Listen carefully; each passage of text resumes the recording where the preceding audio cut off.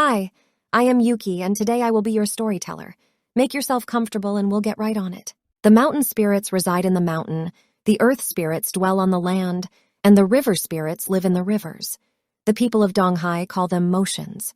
Motions exist in various forms. They can be both just and unjust. Sometimes they help humans, while other times they just hurt them. The individuals in question maintain a sense of both admiration and anxiety towards the general population, constantly aware of the boundaries that exist between them and those around them. Their behavior is shaped by a complex interplay of emotions as they strive to balance their desire to connect with others against the need to protect their personal space and maintain a sense of autonomy. Despite their efforts, they cannot help but feel a sense of vulnerability in the face of the vast and unpredictable forces of the outside world, leading them to tread carefully as they navigate the various challenges and opportunities that life presents.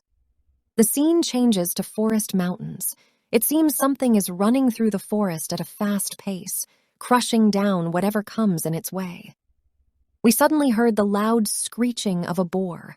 A boar which is rushing headfirst towards someone with a sword radiating with black lightning. The human slashes down on the wild boar, who, now that we compare it to a human, is way too big, like damn bro.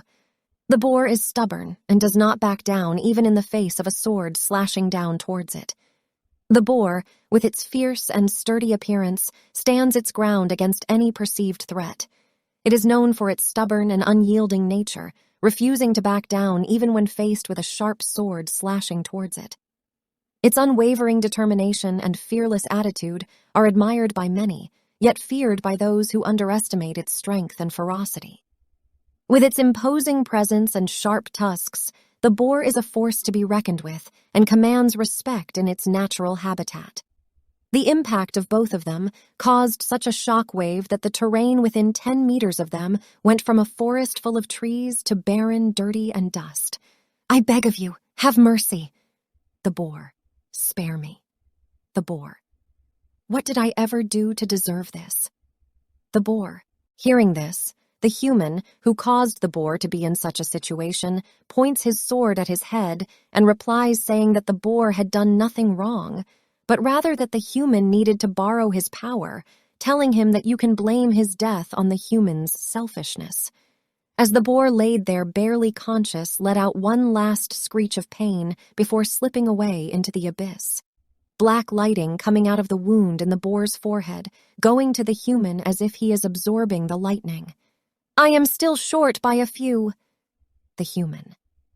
The human looks at his hand covered in black lighting glowing blue, thinking about how he is short by a few. From what just happened, I assume he means that he is short by a few more souls or something of similar origin. He needs more power from the motions. Either he can hunt down a couple more motions with similar strength to that of the boar, or a more powerful one to eat. I need more. The human night falls. We see that the human is quietly sitting on a stone around a campfire in the middle of the forest. We see a very mutated claw of some sort take a step.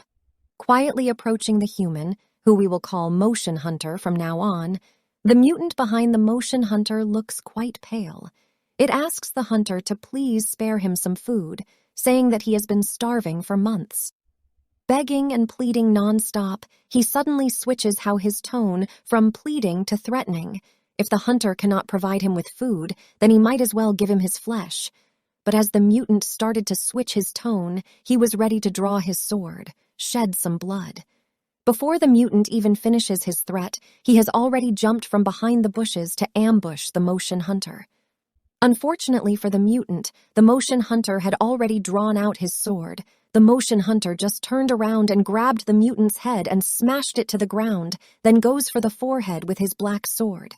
It seems that the sword has the ability to suck the vitality out of those it kills, and lets the one wielding it absorb it, making them more powerful. Just before he pierces the mutant's head, he has his final words, saying that he died just because he was hungry. And the Motion agrees with him, saying he knows the feeling of such. It seems that the black sword also allows one to see the memories of the ones it kills. This is quite the overpowered weapon the Motion Hunter has, not going to lie. As we delve deeper into the memories that the black sword reveals to us, we begin to witness a tragic tale unfold. We come to know that the mutant who finds himself trapped in one of his own snares was once a kind soul who lived a simple life, but fate had other plans for him. He struggles to break free from the trap, but to no avail. He screams for help, his voice echoing in the desolate wilderness, but no one comes to his rescue. He grows weaker with each passing moment, his hunger pangs becoming more intense, and his desperation turning into despair. The once gentle and kind mutant is reduced to a mere shadow of his former self. He pleads with anyone who can hear him, offering to eat anything that comes his way, be it a wild animal or even a human being. His cries for help go unanswered, and he resigns himself to his fate, accepting that he may never make it out alive. As we witness the black sword reveal these memories to us, we can't help but feel a sense of sadness and empathy towards this once living being who met a gruesome end due to his own misguided actions. So, we are now back in the present. The Moshin hunter stands over the dead mutant's body, speaking to it as if it could hear him. He tells the lifeless corpse that it will no longer feel hungry, implying that he has ended the mutant's suffering. As he looks down at the body, he notices that the black sword he used to kill the mutant now smells like rotten flesh. This odor irritates the hunter, and he proceeds to clean the sword to rid it of the stench. As we hear rustling from the bushes, a figure emerges into view, another human. Upon seeing the Moshin hunter, he seems relieved, as if he was actively searching for him. The two men appear to be on friendly terms, evidenced by their relaxed postures and easy conversation. The traveler tells the hunter that the only reason he was able to find him was due to the campfire. The traveler asks what the bad stench is and where it is coming from, to which the hunter tells him that he is standing next the source, the mutant. The traveler asks why he did not just move the corpse when he can. The Moshin hunter tells it is due to the smell that it has been left where it is. The scene changes from the campfire to the riverside. Both the traveler and the hunter are sitting at the side of the river, one washing his hands after touching the head of a rotten corpse, while the other submerging his feet in the cold water to ease them after walking for the whole day. The traveler tells the Moshin hunter that he has a lot to talk about today. He is told that he can start. The traveler goes on to tell rumors about 3 ghosts that are roaming in the mountains. Hearing this, the hunter tells him enough. The traveler asks if whether he doesn't want to hear it, or is he already done with them. He replies saying that those 3 no longer exist, and that he should change the topic. Moving on to the story of a monk who appears at night, it is rumored that he was starved to death during the war. He was asked to skip this too because he just killed the monk. The hunter mumbles that he actually died to a trap rather than during the war. The traveler asks if his stories are boring. The hunter, however, remains silent, most likely agreeing LOL. He then moves on to the 3rd story, the story of the cannibal. This one catches the Moshin hunter off guard. He tells the hunter that this one is a contract escort mission, so he can't just go alone and do it like he has been doing so up until now. There seems to be a lot of convoys going up to the royal court recently. The travel tells the hunter that he is trying to figure out what exactly are they escorting. The convoys pass through the mountains that they are on, and that they have more than enough men with them. All the hunter has to do is just join them on their journey. The hunter asks the traveler about the cannibal. He tells him that dozens of people have been dying in the mountains recently. Whether a man, a beast, or even a criminal, it eats them all. Which is why the traveler calls him the cannibal. Reverend Do Ray Wool, most likely the name of the agency he works with, has staked hundreds of bounties, yet the identity of the cannibal has yet to be revealed. The hunter suddenly gets up and starts walking about. The traveler asks if he is leaving already, to which he is told that he has heard enough. The traveler asks why the Moshin hunter goes behind ghosts. Things can easily take a 180 if he gets caught up in something like that. The hunter keeps silent towards the question and just bids the man farewell. As the hunter goes down the mountain, we see that the traveler was going to ask the hunter to escort him down the mountain, as it gets quite scary alone. The night has ended and the shining sun up high in the sky. We see that the hunter is looking at the paper the traveler gave him when telling him that the mission was a contract mission.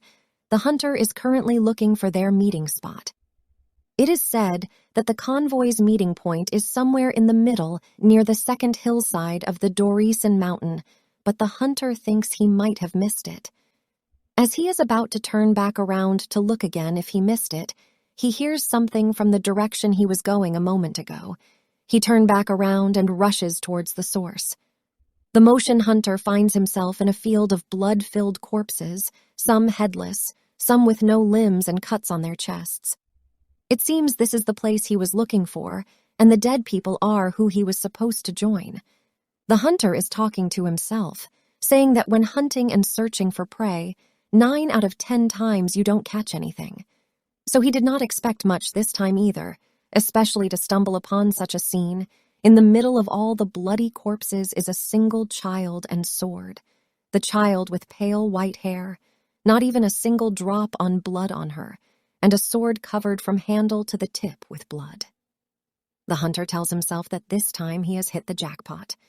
We will continue this story soon. In the meanwhile, you can choose from this exciting stories. See you there!